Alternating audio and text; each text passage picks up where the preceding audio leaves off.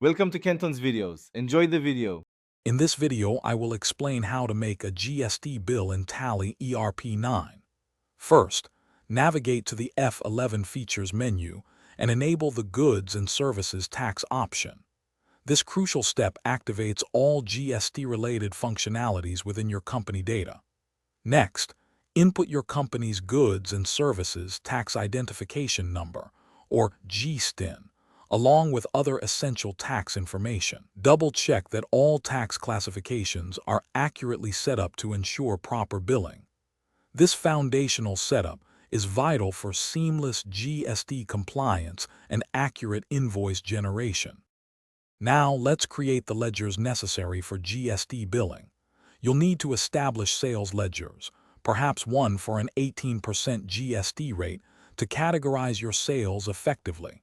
Additionally, create separate ledgers for input and output central goods and services tax and state goods and services tax. These are crucial for tracking your tax liabilities and credits.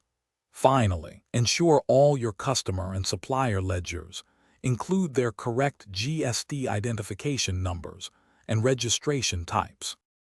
With your ledgers ready, it's time to record a sales invoice. Head over to Accounting Vouchers and choose the sales voucher. Begin by entering the buyer's information, ensuring their GST details are accurate. Then, select the relevant sales ledger you created earlier. Proceed to input the details of the items sold, including their quantities and rates.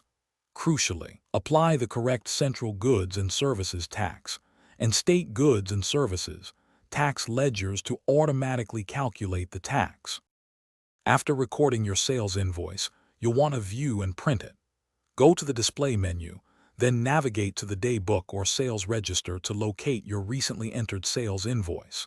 Select the invoice to review all its details, ensuring everything is accurate.